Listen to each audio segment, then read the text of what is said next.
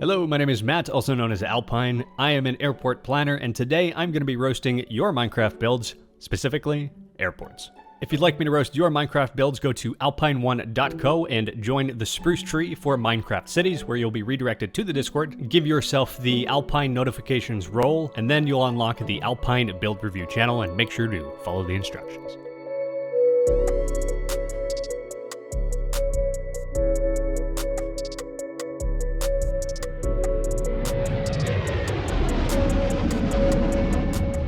Today we have the Greenfield International Airport. If you don't know what Greenfield is, it is the largest city in Minecraft. Now, they were pretty confident that they didn't do anything wrong, but once again, I have some comments. Now, I will go through these comments individually, but Greenfield actually gave me a map download, so we're going to go into Minecraft here in just a minute after we see all these really beautiful screenshots. We're going to explore and check out the interior of this as well. This is a really great plan where you can tell where the terminal is and all of the supporting facilities around it. They even made an airport diagram, which is pretty neat, but I got a couple comments on that too. First of all, the orientation of this is pretty uncommon, so it is at an angle. Normally it is north-south, but north can either be to the left, to the right, up or down. It just depends on the actual size and orientation of the airport. But having this on an angle, it's not super common. Now, there's a really big thing that sticks out to me is your runway numbers are actually incorrect. And how I know this is if I go down here, we can see that we have a large arrow, which is the true north, and this smaller arrow means magnetic north. So there is an angle in between.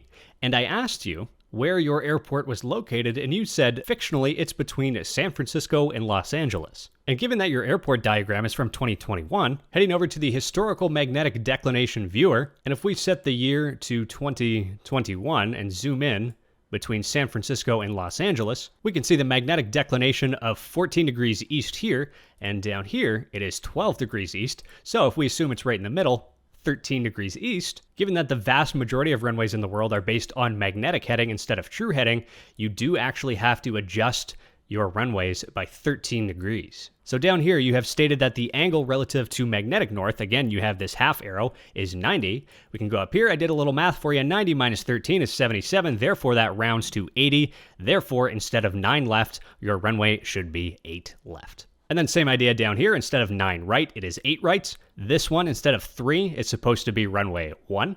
21 becomes 19, and over here, 27 right becomes 26 right, and 27 left becomes 26 left. So just like that, you have 6 numbers to change. But if I am being real, this is actually a really cool diagram. But just some comments. Here's a couple screenshots, and by screenshots, I mean renders. This is really, really beautiful. We're going to see this in-game here in just 1 minute. Lots of cool stuff. Cargo, a hangar, and some taxiways, some tails, and some stuff. That's pretty cool. A couple interior shots here, too. Alrighty, so if we fire it up here, welcome to the city of Greenfield. Now, my challenge is to find the airport, but I think it's up here. I seem to have found it. So let's go take a look and see what I can find.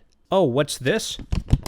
Oh, that's multiple sticky notes with things I've already found. Oh, that's crazy. How'd that get there? So I think the best way to approach this is to fly around the airfield, because I do have a couple comments, and then we're going to go inside the actual terminal building itself, because there is full interior, which is pretty cool.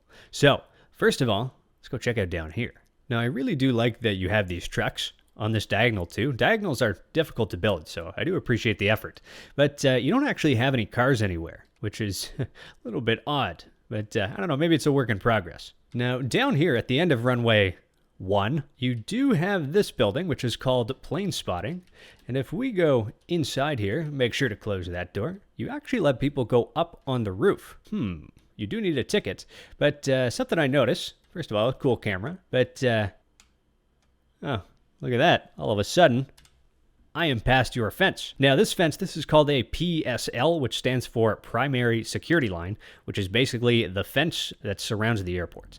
And yeah, I mean, in real life, yeah, I probably would have impaled myself on that, but I have a couple other examples too. Now, this is one that I'm guessing not a lot of people would try, but I have put on an elytra, and if I fly down here, I could, if I wanted to, sneak all the way over there. And then you would come out right here on the airside. So if you're a raccoon, you have a secret entrance. But, you know, that one's not so bad. That's for water drainage, so I'll give you a pass. But I found another one. If we go down to this flight school, and first of all, I think your flag is backwards. Am I going crazy? No, I think it is backwards. But if I go up here, doodly doodly do, want to hop up here, and I'm airside. Just for context, when I say airside, that means where the planes are. When I say groundside, that's where the ground is. When I say terminal, that's where the terminal is. Now, technically, you can come over here and just swim around this fence and walk up here if you really wanted to. But I know a lot of airports do this, so you get a pass on that one too. And if we continue all the way up here on the end of the runway, you can actually parkour on this tree. So I was able to do this yesterday. Let's see if I can do it again. Whoop, whoop, whoop. No, let's pretend. Come on. There you go. So basically, you can just jump over that. So that is 5 PSL breaches. So fellas, what are you doing? But I have to be honest, I really struggled to find anything airside that was wrong, even though you do see a lot of red text, but I actually got my colleagues from work involved, and they had to help me out, with the exception of the runway numbers. I figured that one out on my own. So with that being said, let's actually go take a look at this flight school, which I guess that's where we just were, so we're going to fly back down here. Now, usually with a flight school or general aviation, you don't really want to do any pushbacks. So stuff like this, where you have the plane up against the fence, you really want to be able to turn the plane on and then kind of do a loop back out instead of having to physically push it back and then go. Now, if this was more for storage, it might be okay. But since you have these lines going here, I'm assuming that you're just going to get in and then start going. So I would probably maybe recommend changing that around. Now, my colleague was a little concerned that this Condor plane was a little bit too wide, but if we check in-game, let's see, it's about yay big. Can it fit? Yeah, barely. It's all right. I know the wingtips are a little bit higher than here, but it would make me a little bit nervous. Now, something else that was pointed out to me, if we go up to this runway, we can see this exit right here is on an angle compared to that one. This one is called a rapid exit taxiway, or RET for short. Now, the thing with the rapid exit taxiway is that it allows aircraft that are landing, not that one's taken off, but if you're landing this way and you see this yellow line and you're going at, still a fast speed, but not too fast, you can get off the runway pretty quickly compared to this one where you really have to slow down and then turn. Now, this rapid exit taxiway itself is actually pretty good, but something that you would normally paint is something called a reverse turn. As the name suggests, it is a turn that goes back this way. But in Minecraft, you can see that you did not add it. For that one, for this one, for that one, that one, that one, that one, that one, that one. Basically, my colleagues pointed out quite a few that maybe you should consider adding. Now, the reverse turn right here is especially important because if you have an aircraft, which is very well drawn, trying to go pretty much anywhere, okay, hold on. Hello, yes, I'm a plane and I would like to go places after I land. Oh, what's up, plane? I'm a rapid exit taxiway. You said you want to go places? Yeah, man, I want to go places. I want to go to the OOPS facility, which is on the north side of the runway. Ah, sorry about that, man.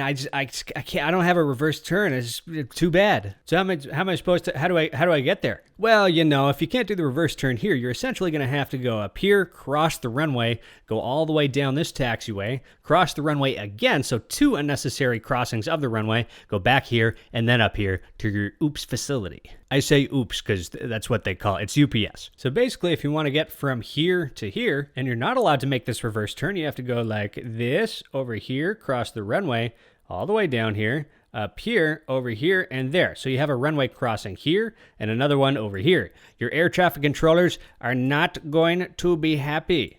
I think you get the point. Anyway, make sure to add those reverse turns. I've also noticed for these airside roads where your vehicles go, you don't actually have any stop lines before these taxiways. Now, I do see that you have sort of a checkered pattern here. I'm not quite sure what that means, but you definitely need some stop lines. You do have one here connecting this airside road, oh, hello vehicle, to this one right here, but aircraft always have priority. So you need one there, you need another one over here, well actually 2, 1 and 2, and then one over here as well. 2 over here, and 2, you know what I mean. Now there's one last thing that is incorrect that was pointed out by my fellow airport planner, and he said you really have to be careful of these hold short lines. Now this is the hold short line in question. Essentially, just like we learned in the last episode, if you have a solid line on this side and a dashed line on the side of the runway, if you have a solid, you need to stop. If you have a dashed, you can go through. The Canadian standard for this is TP312, and if you go to figure 5-12, this is what a hold short line looks like. Yes, I know they use Comic Sans, don't worry about it. But the issue with this hold short line is that every single part of the aircraft needs to be on this side. Nope, on this side. I knew that. Where's my runway? There it is. Okay, so every part of the aircraft, if you are holding short, needs to be on this side of this line. However, if we take it and extend it all the way down, all of a sudden, ooh, this line seems to be crossing it. So that's what this white line is. So this is the first one. Extend the line all the way down. Ah, you have a plane on the other side of that. Nope, I can't do that. Cannot park there. Now, my colleagues did have probably about 10 to 20 other recommendations that you could add to this airport, but I'm going to spare you because now it is time to go inside the airport, which, by the way, is actually where I specialize as an airport planner. Now, I do know a lot about the airside components, but I have an undergraduate degree in architectural engineering, so I'm pretty familiar with buildings. Something I noticed right off the bat is your rail line connecting your parking garages to the actual terminal itself. I really do like this, and I know this is common in LAX and San Francisco. And to help you guys get familiar with some of the terminology, this here is called the curb. Now, it seems to be a pretty quiet day today. There's no vehicles here, so I'm guessing all the flights are canceled, but yeah, this is pretty cool. Now, something that is very important that I'm really glad that you guys have done on the curb is add your overhead weather protection. Now, since this is between San Francisco and Los Angeles fictionally, I'm guessing there's probably not a lot of rain, but when it does rain, it's always nice to have this. And this is always good for, you know, the heat as well. So let's go ahead. We have the front entrance here. Hello, let me in. Thank you. Here we go. So I have some shaders on, so it might be a little bit darker than normal. So I think as long as we're inside, I am going to take them off. A little bit easier to see. When you first come in here, you do see that you have some self-serve kiosks. Now, these are really great because you don't actually have to talk to a person.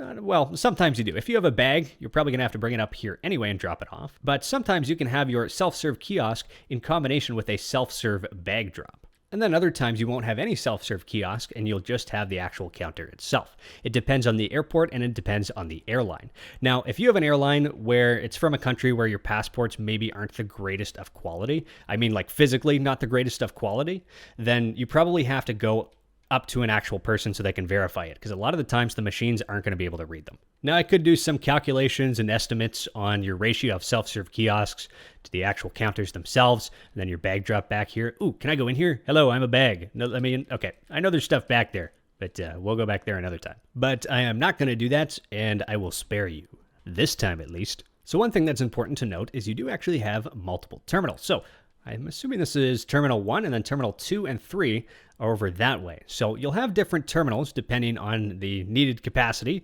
for your actual airport itself and for the destinations. What is going on back here? Am I supposed to be back here? Can I walk back? Wait, hold on. Where am I? Oh, I see. I just flew right over a wall. Okay, I'm not supposed to be back there. Here, let me go back this way. Very nice that you have connections using your escalators and your elevators. Good, universal design. Connecting up here. And then this section, which does go over top of your curb and into your parking garages. Very nice. I like that. I also really like that you use daylight a lot. Very, very important, especially in large buildings like this. Because if you try to just use lights in a large building, that's a big power bill. So, security, what do we got? Going back here, you have a queue.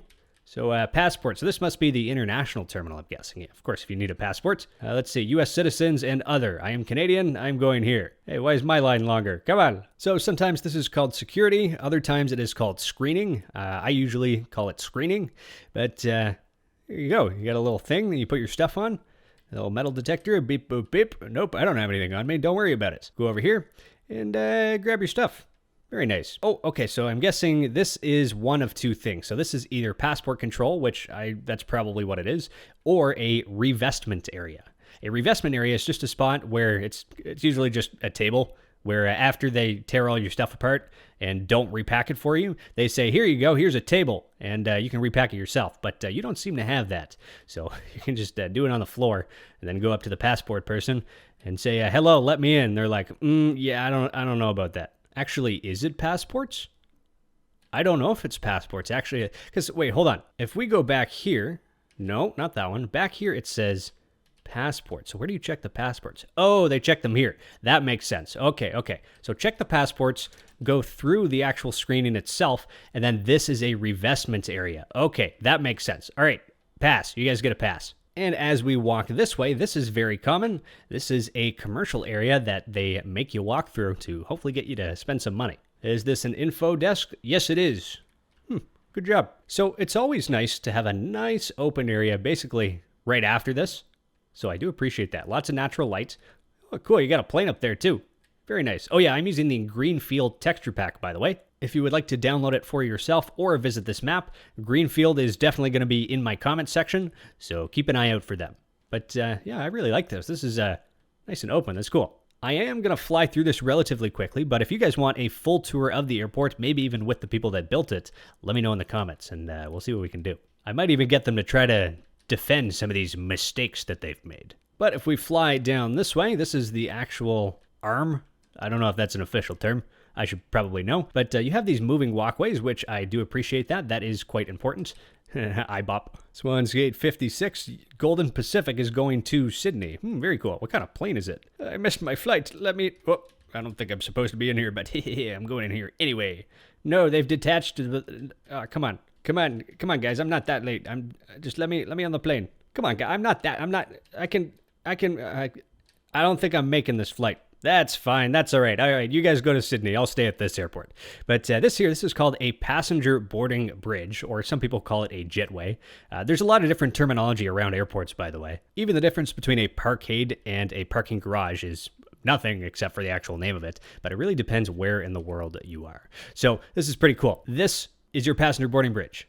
This is called a fixed link. It is called a fixed link because it is a thing that links the passenger boarding bridge to the terminal building, and it is fixed. It is not going anywhere. Now, there's a really important part if we go in here. When passengers get off this international flights, they are not cleared into, I'm assuming this is the United States. So what they have to do is they send them up here, over here, and then you send them all the way down here to customs. So they clear customs, and then they're now in the United States. Versus the people that are waiting here to depart on that aircraft that those people have just arrived on. They are waiting in this hold room. And then you have the actual gate itself, which is the door. This is not a gate, by the way. This is called a stand. But the people waiting for this flight to go to Sydney are already in the United States, so they are already clear. So you cannot mix the passengers in here with the ones that just got off the aircraft. So that is why you will very likely see in international terminals all of these elevated walkways. Lots of bookstores. I do appreciate this. Very common to have those. Little IBOP. Burger shot. That's cool. I like that. That's from Grand Theft Auto. That's nice.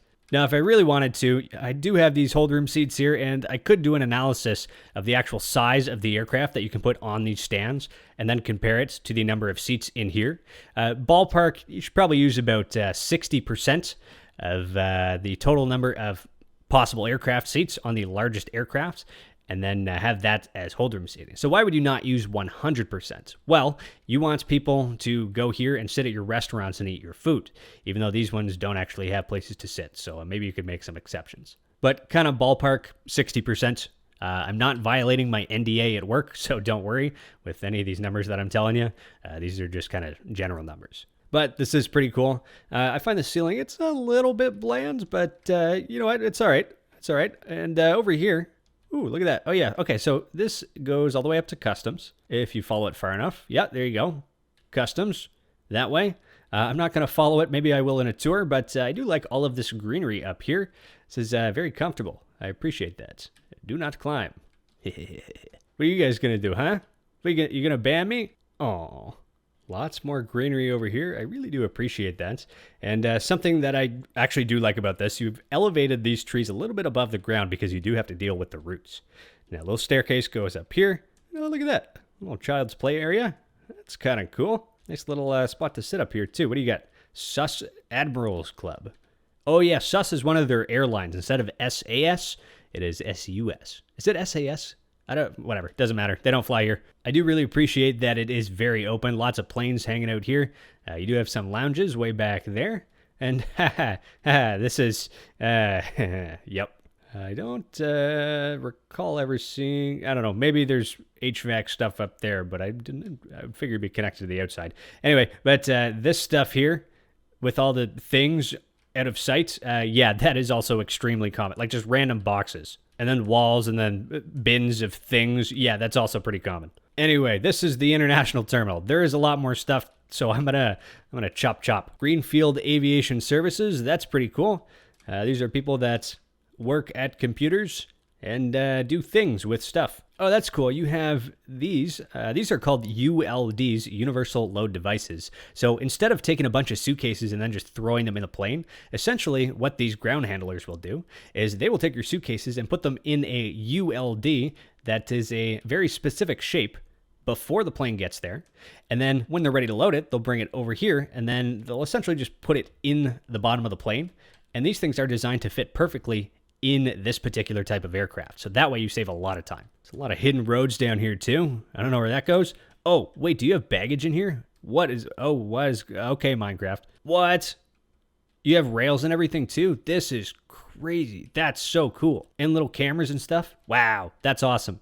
Does this actually work? Do you have like buttons? Yeah, that's pretty impressive. Yeah. All right, that's cool. All right, you're winning me over. Wow, look at this. Does this have any logic to it, or is this just kind of like here? Because that's cool. Oh, these are also very common, where you walk up and above. Okay. I don't know how to make videos, but you know, cool, nice. Yeah, and then the kind of lower spaces, that's also pretty common. I'm in spectator mode. Whoa, that's not supposed to be part of an airport, but I'm just going to fly through your walls here. Man, this is incredible. Look how much stuff there is. And your backwards American flags for some reason. This is incredibly intricate. Yeah, what do you guys think? Do you think I should do a full tour with the people that built this? Okay, let's go back above ground. Where are we now? Okay, so we're in another terminal. So, yeah, that's cool. Nice little overhang there. Hamburgers. This roast is just kind of turning into me looking at an airport and being impressed. There you go. There's another security screening checkpoint. Except, oh yeah, okay, revestment area. No, that's not a revestment area. Need a revestment area. So I'm going to go through here. Boop. And yeah, this is the end of the conveyor belt. And then they give you all your stuff back and say, yeah, figure it out. So yeah, if you wanted to... Can I build? Table. Haha, table's there. Yeah, just make sure to add that. I didn't actually build, I promise. So many cool shops. Wow. Yeah, this is really awesome. Ooh, I don't know how I feel about this going down here, because you are going to have some wheelchair users that probably won't appreciate that. Something else that I think maybe could be changed, all of your seating is identical. A lot of airports now actually include different tables and workstations. There's a lot of people that fly for business, and they do appreciate having a desk. But these overhead fans, that's a good idea. I do appreciate that. It's lots of skylights. Natural light, very nice. Oh, look at that. Something else that I don't know if this is it, but you don't really have many flight information displays. And one that you would definitely, a place that you would definitely want that to be is right outside of your screening area, because people are going to get through here and say, "Whoa, what just happened? I don't know where I am. Where's my plane? Is that my thing?" But I'm assuming this is not large enough to have all of your flights. So maybe just, a little something there. And a couple benches along here as well. Now, up here, what do you have? Is this offices? Oh, no. Oh, it is? No. It's, oh, yeah, a little restaurant. No, yeah, no. Oh, yeah. Yeah, no, yeah. Can you guys tell I'm Canadian? What are you? Star Club?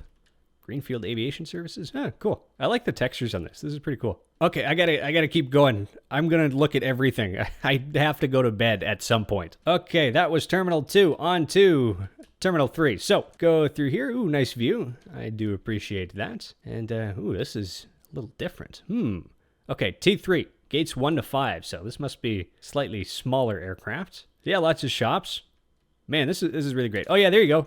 You got some workstations and some tables. Good. Got some variety. And, oh yeah, so that's actually how you get out of the airport. Cool. Very nice. Some washrooms back there, or restrooms. Oh, this is something that I would probably recommend changing. So this is a moving walkway, which I'm very glad that you do have. But over here, nobody's really walking here. So what I would actually recommend that you do is take this and then push that up against that wall. And then you basically have all of this open space instead. And then once again, with your seating, maybe have a little bit of variety. And this is actually going to be your queuing space to get on this aircraft. But maybe I would recommend taking out this bench, changing up the other ones, just to give it a little bit more space. And what do we have over here? So some washrooms and, oh, construction. Oh, smart. What do you got? Hello, let me in. Yep, that's cool. That's realistic. An airport always under construction? Yeah, that makes sense. And if we fly onto the roof here, yeah, there you go. So they are slowly expanding it. So yes, an airport that is always being built. You nailed that part. Let's fly over here and see what we can find. Oh, okay, so this one is interesting because it's not actually connected to the rest. So if you look closely, you see that this goes down like this. No, hold on. get into the right game mode here so I can fly through. There you go. So yeah, nice little underground connector. And if you go boop, it is right underneath there. So connects right to here. This is, yeah, that's pretty common. So good job on that. It's pretty much adjacent to this screening checkpoint. So yeah, good job. These planes are really well done too. These are good looking planes. Even the actual structural elements of this terminal is quite cool. I don't know how realistic it is. In my undergrad in architectural engineering, I did specialize in structural engineering. So I don't know how much this is going to hold it up. That seems a little bit thin, but you know what? That's all right. That's all right. You guys have been doing so well on all this other stuff that I'm going to give you a pass. So there does seem to be another little part over here. And yeah, there you go. These are some quite long benches, but it does indeed work. You definitely need some queuing space here. So definitely take that one out, and probably this one here too. What do we have underneath? Hello. What is going on here? You guys have a lot of garbage bags. Jeez, guys, come on, clean her out. But yeah, this is really impressive. Even down here, you have the airline offices. That's cool. Yeah, you guys have. It's a lot of attention to detail. Even over here, you have handicap parking spots. Although I don't know if your parking spaces are long enough. But then again, you don't actually have any cars, so I can't tell. Here is a 747 that is being pushed back from this gate. That's cool. Ooh, wait, where are you going? Do you say where you're going? Oh, you're going to Singapore. Wow, you guys have thought of everything. Now, something I have to check, and if we look closely, you might be able to see it too. Oh, that one's close. A lot of the aircraft in the other two videos had their wingtips go over this line right here, which it is definitely not supposed to do. So let's see if we can find any offenders here. Nothing yet. Oh, that one's close. Oh, buddy, you're real close. I guess technically they are supposed to be back a little bit from there. So this one may be in violation, but let's keep looking, see if we can find it. Anything over here? Oh, you're close. Oh, is that a Dash 8 Q400? I love these things. Well, I don't. They kind of suck to fly on, but I fly on them all the time. And for a long time, they were one of the very few aircraft types that flew to my hometown of Fredericton, New Brunswick.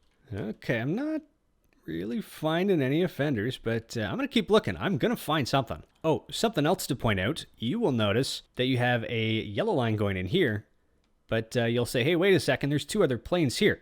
This is called a Mars gate. Or sorry, nope, no, not a gate. How did I do that? A Mars stand. Come on, Matt, get it together. MARS stands for Multi-Aircraft Ramp System. So essentially you can take a large stand like this and divide it into a couple different ones. So you can either have one large aircraft or multiple aircraft on that same stand. Multi-gate. I can't believe I said gate. How did I do that? I never do that. No. I'm going to take my anger out on this airport by finding a wingtip that's over the line. You guys are too good at this. Come on. That was so close.